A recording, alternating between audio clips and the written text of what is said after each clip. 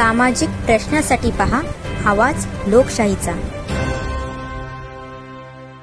मी हनुमंत ज्ञानदेव वाबळे, माजी कामगार संचालक, भीमा सहकारी साखर कारखाना लिमिटेड, मधुकरनगर, पाटस।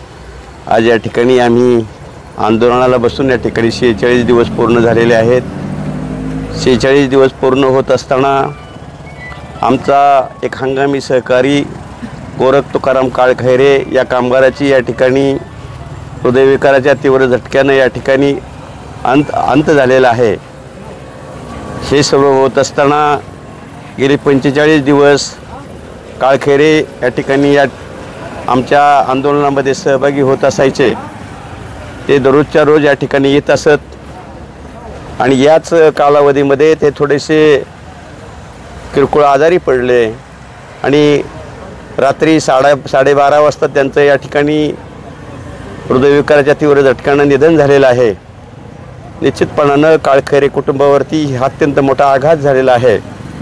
कुटुंबातून करता माणूस जाणं ती कुटुंबाला अत्यंत घातक अशी घटना आहे। हे अत्यंत अनावर न होणारं असं हे दुःख आहे आणि हे दुःख होत असताना आमचा आज हा 93वा कामगार या ठिकाणी गेलेला आहे।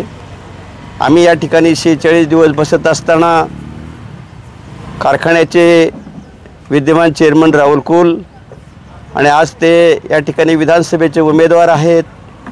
त्यांचा तालुक्यामध्ये धुमधडाक्यामध्ये प्रचार चालू आहे आणि हे सर्व होत असताना आमच्या कामगार बांधवांच्या वरती अत्यंत म्हणजे आंदोलन चालू केल्यानंतर हा एक भगिनी आणि हा तिसरा माणूस म्हणजे 4 लोकांचं या ठिकाणी निधन झालेलं आहे।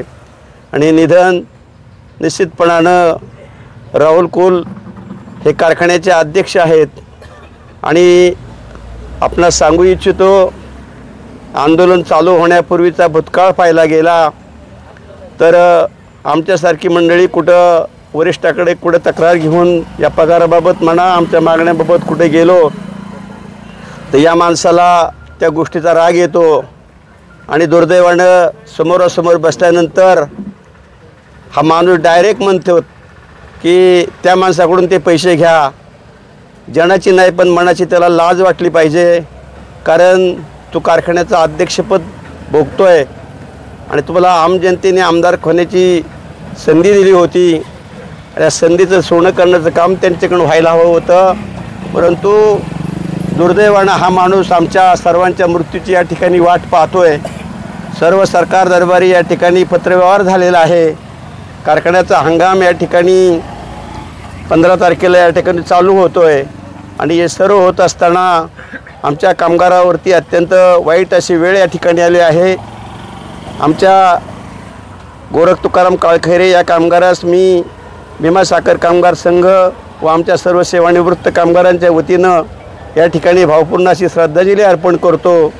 निश्चितपणानं या अत्यंत कठीण प्रसंग आमच्या सेवानिवृत्त कामगार यांच्यावर आणलेला आहे आणि याचं प्रायश्चित्त या विधानसभेच्या 24-25च्या या 24च्या निवडणुकीचं प्रायश्चित्त या ठिकाणी राहुल कुलाला मिळाल्याशिवाय राहणार नाही।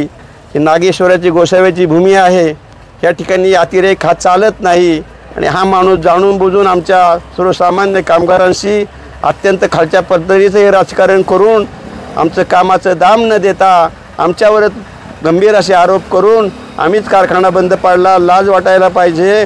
कारखाना तू ताब्यात घेतला, तू कारखाना चालवलास। 2014 साली माझ्यासारख्या सामान्य कार्यकर्त्याचा एक संघटनेचा पदाधिकारी म्हणून जेव्हा त्या ठिकाणी आमचा वाद झाला आणि त्यावेळेचं मॉडिफिकेशन फक्त 2014च्या निवडणुकीसाठी आपण केलं।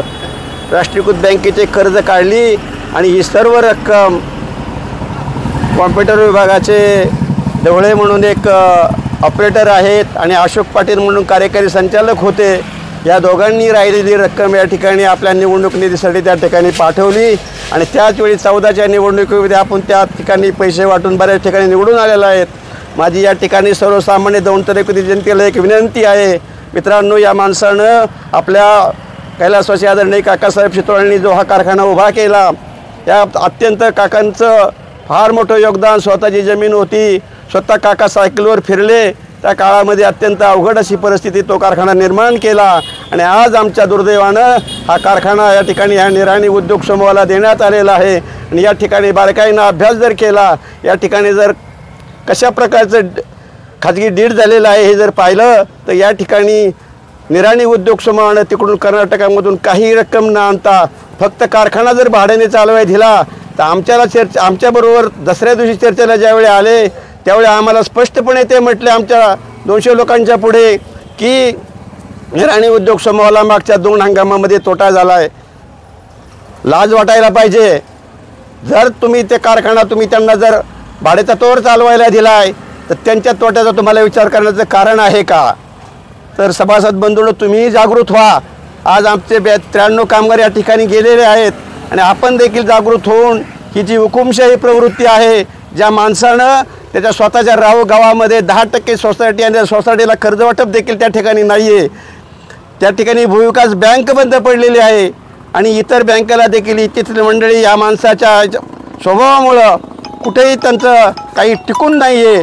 आणि म्हणून आज या ठिकाणी हा 2024ला हा 10 वर्षानंतर अत्यंत घाणेरडेपणाचं राजकारण हा माणूस करत आहे आणि ह्या सर्व विषयाचा सांगोपांग विचार करून येत्या 20 तारखेला लोकशाहीच्या मार्गातून या ठिकाणी याला कुठल्याही प्रकारचं मतदान न करता विरोधी पक्षाच्या मंडळींना त्या ठिकाणी मतदान करा आणि याला घरी बसवा। कारण हा विधानसभेच्या ताकदीवरती आमच्या सर्वसामान्य कामगारांचं या ठिकाणी शोषण करतोय आणि देवेंद्र फडणवीसांसारख्या उपमुख्यमंत्र्याला बरोबर घेऊन न्यायालय असू द्यात, या ठिकाणी देखील न्यायालयामध्ये जरी आपण एखादा दावा दाखल केला तर न्यायालय मॅनेज करून त्या ठिकाणी तो आमच्या विरोधी त्या ठिकाणी निकाल लावून घेत असतो आणि ही अत्यंत दुर्दैवी बाब आहे।